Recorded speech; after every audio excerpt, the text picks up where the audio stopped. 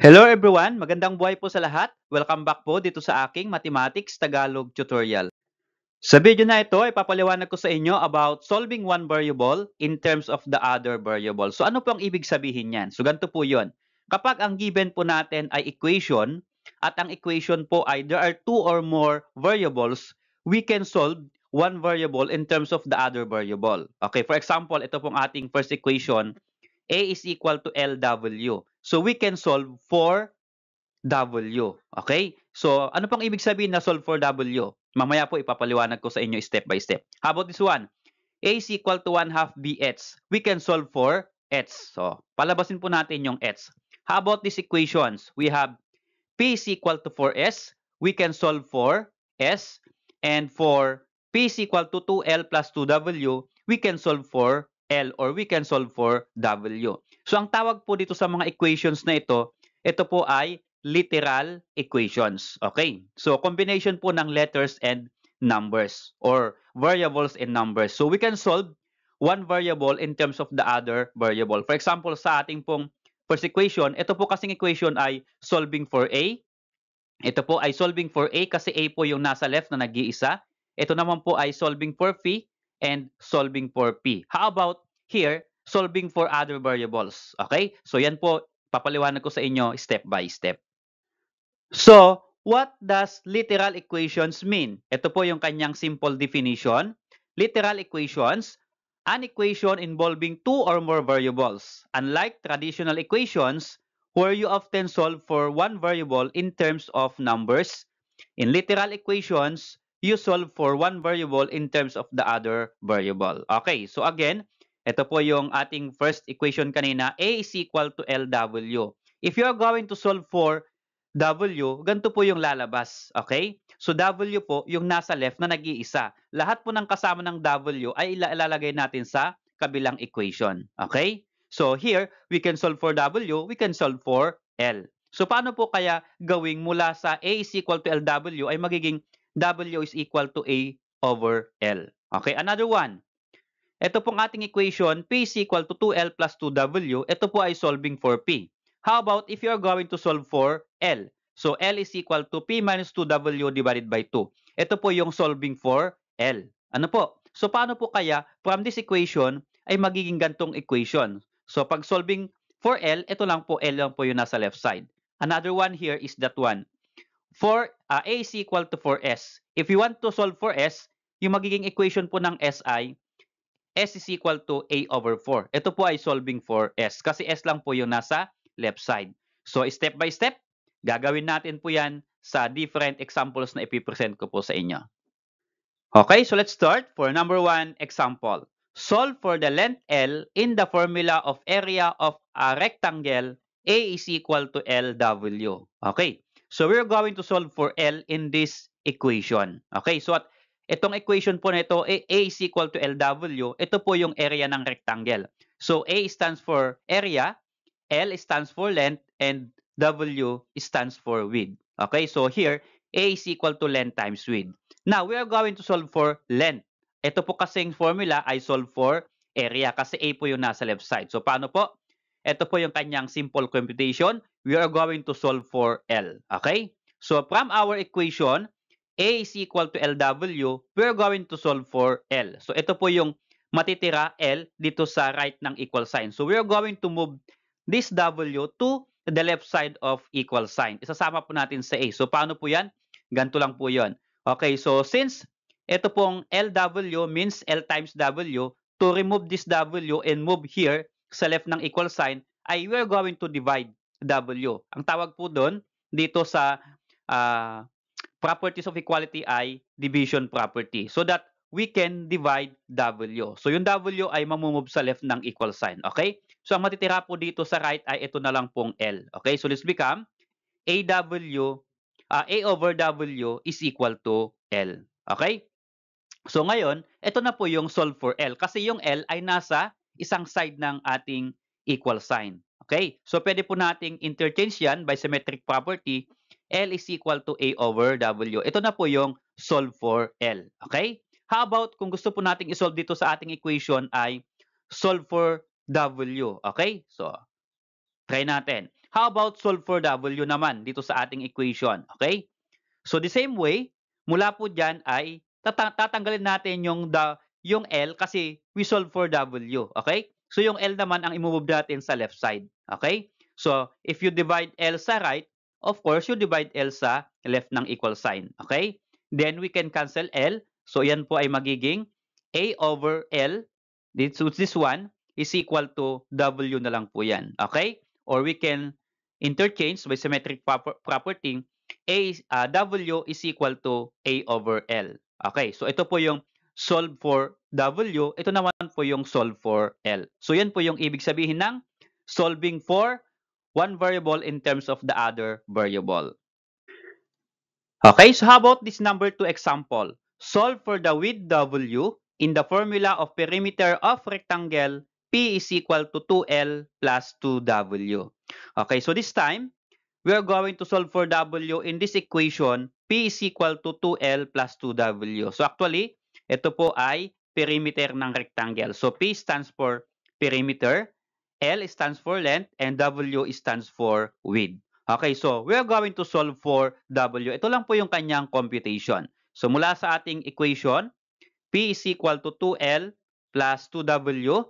Solve for W, ang sabi po niya, itong W na ito ay may iwan lang po sa right ng equal sign dito. So ito pong 2L plus 2, ililipat po natin sa left ng equal sign. Isasama po natin dito sa P. So paano po yan? Okay, first ay, i-move po natin itong 2L. Ito po muna ang gagalawin natin. 2L, move po natin sa left ng equal sign. Okay, kaya naglagay po ako ng space dito. Okay, so since ito po ay 2L, so as a whole 2L po ang move natin sa kabila, we are going to use subtraction property of equality. So positive 2L po yon, kaya ang opposite po ng positive ay negative, kaya minus 2L po. Since we subtract 2L sa right ng equal sign, we subtract also 2L sa left ng equal sign. Okay? So ang purpose nun ay matatanggal po natin itong 2L dito po. Okay? Ito po kasing 2L minus 2L will become 0. Okay? So this time, P minus 2L, ito po yon, is equal to, okay, mawala na po yan. So plus 2W or positive 2W. So pwede na pong tanggalin yung sign na plus sign here. So 2W na lang. Okay?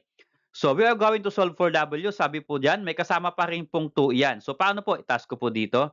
Okay? So P minus 2L. So this one is equal to 2W. I am going to remove 2 here. Kasi dapat W lang po ang matitira sa right ng equal sign. Okay? So ito pong 2W means 2 times W. So to remove this 2, we are going to use division property. We are going to divide 2 sa right ng equal sign at magdi-divide din po tayo ng 2 sa left ng equal sign. So, lahat po, i-divide po natin. Kaya po, ito po ay P minus 2L all over or divided by 2. So, lahat po yan i-divide natin kasi as a whole sa right, as a whole din po sa left dapat. Okay? So, we can cancel 2 here. Okay? So, yung 2 ay na-move na po natin dito sa left ng equal sign. So, this become P minus 2L, okay, this one, divided by 2, is equal to W na lang po sa right ng equal sign. Okay, so again, marami pong nagkakamali sa part na ito. Minsan, ang pag-divide lang po nila ay sa isang term lang. Okay? So dapat, kahit pa ilang terms yung nandito sa left ng equal sign, so lahat po ng terms ay divided by 2. So ganyan po yan. Ano po? Okay, so we have now, okay, solve for W kasi yung W ay nasa isang side na lang po ng ating equal sign. Or pwede na po nating interchange by using symmetric property. W is equal to P minus 2L over 2. So this is now solved for W. Okay, so how about this number 3 example? Solve for the height h in the formula of area of triangle A is equal to 1/2 base times height. Okay, so this time, we're going to solve for h height from this equation. Okay, so paano po? Ganito lang po yung simple computation. We are going to solve for h. Okay, mula po sa ating equation, A is equal to 1/2 base times height. Okay, so h po lang ang dapat matitira dito sa right ng equal sign. Ito pong 1/2 at B, dapat po ay i-move natin doon sa left ng equal sign. Isasama po natin dito sa A. So, dapat ito lang pong h ang matitira sa right side. So, paano po yan? So, ganito lang po yan. Ibaba ko po muna. Ang una pong tatanggalin dyan ay ito pong fraction 1/2. Okay, so paano po tatanggalin itong 1/2 or ano po yung properties of equality to remove 1/2 and move here? O, ganito lang po yan. Since ito po ay 1/2, we are going to multiply 2. Ang tawag po dyan, multiplication property of equality. Okay, so kapag kasi fraction ang tatanggalin, so whole number yung imumultiply. Okay? So we can cancel 2 here. Okay? So 1/2 and then 2, may kakancel na po yan. Ano po? Kasi ito pong 2 dito ay numerator, itong 2 dito ay denominator, lahat po yan ay multiplication, we can divide 2 divided by 2 is 1. Okay po? Or we can cancel. So here, we can multiply 2 times a. Kapag ganyan po nag-multiply po tayo ng number at variable, pagtatabihin lang po yung number at variable. Okay? At lagay ko po dito. At yung number ay nauuna and then yung variable. So, ganyan po yung pagkakatabi, okay? Or pagkakaayos kapag pinagtabi po natin yung number and variable. Okay? Nauna po yung number and then variable. So, 2a means 2 times a po ito. Okay? Ito po yan. And then, kapag natanggal po yung 1/2 at itong 2, ang matitira po dito ay itong bh na lang po. Okay? This one. Okay? So, we have now 2a is equal to bh. Again, we are going to solve for h. H lang po ang matitira dapat. May kasama pong b. So, this b here, we are going to move here again. Ito pong b. Okay? So, paano po yan? So, bh means b times h. So, multiplication po yan. Gamit po tayo ng division property. We are going to divide b sa left, sa right ng equal sign. Divide b sa left ng equal sign. Okay? Again, as a whole po yan. Kahit ilan pong terms ang nandito sa ating equal sign. Okay? So, we can now cancel b. Okay? So, we have sa left ng equal sign 2a divided by b. Okay, this one is equal to yung h na lang po ang matitira sa right side. Okay? Equal to h. So, we have now 2a divided by b is equal to h, or we can interchange by symmetric property. So, we have h is equal to 2a over b. So, yan na po ang ibig sabihin ng solve for h. Kasi yung h ay nasa isang side ng equal sign. And the rest na variable at number ay nasa other sides of the equation. Okay? So, this is solve for h.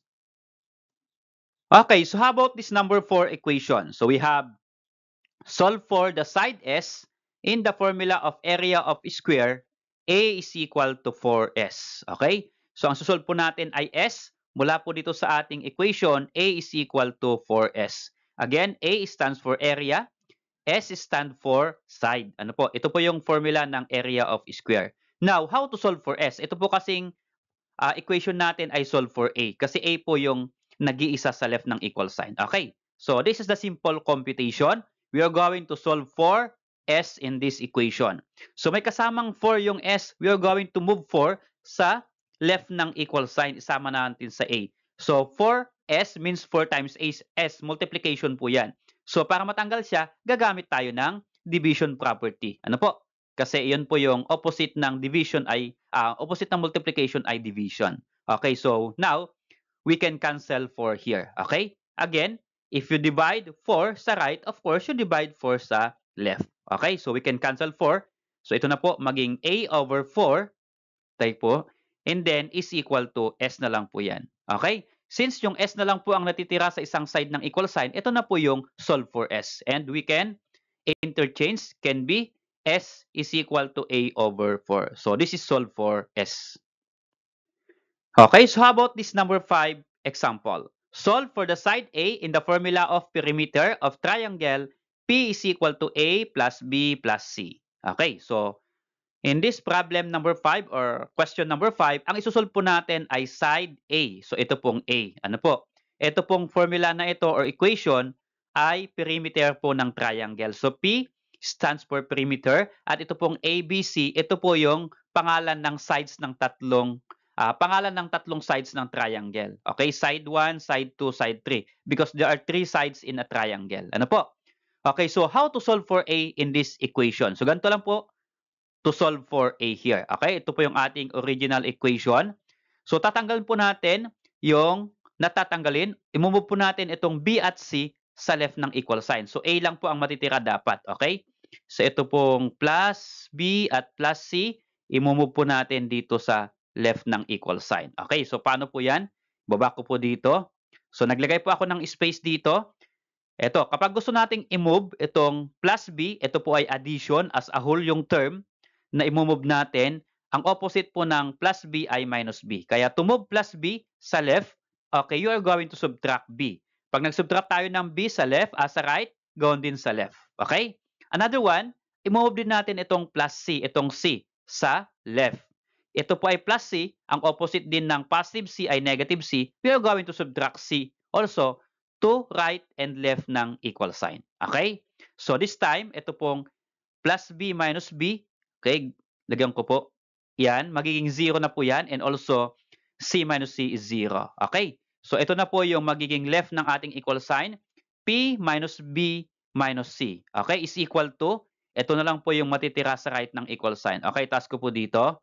Okay? So this one, P minus b minus c is equal to a. Okay, so since a na lang po yung natitira, ito na po yung solve for a. Okay, so pwede po nating interchange. So this will become a is equal to p minus b minus c. Ito na po yung solve for a. Okay, so how about this number 6 example? Solve for m in the equation 2p is equal to 3mn. So ito pong given na equation ay gawa ko na lang pong equation. Hindi po ito formula. Okay? Ito po ay ginawa ko lang pong equation para magkaroon tayo ng ibang example po. Okay? In this equation, we are going to solve for m. So ito po yung m nakagitna sa 3 at n. So paano po kaya isosolve yung m o i-isolate itong m at yung mga kasama niya ay ilalagay sa left side? So ganito lang po yon.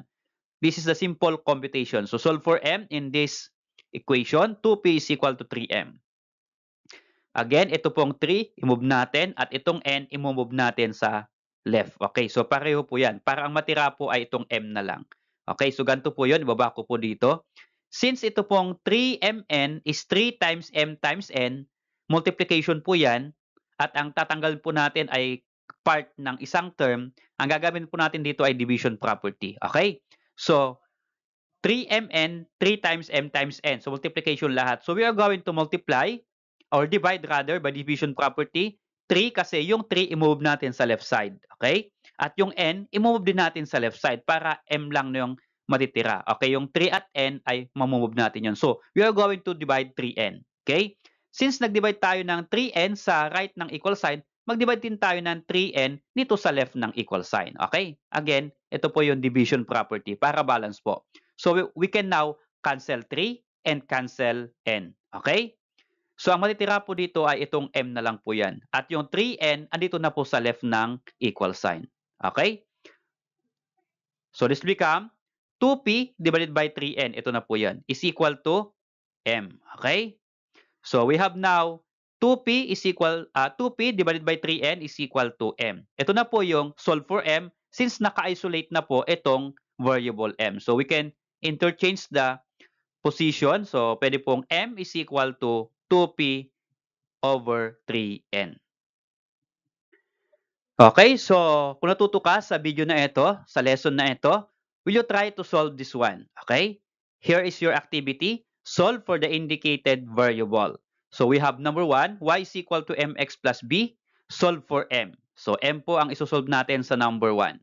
So for number 2, d is equal to r times t. Solve for t. Ito po, isosolve natin t. Number 3, y is equal to mx plus b. We are going to solve for b in this equation. And for number 4, v is equal to pi r squared h. We are going to solve for h. So kung mayroon kang sagot, baka pwede mo namang i-share sa amin.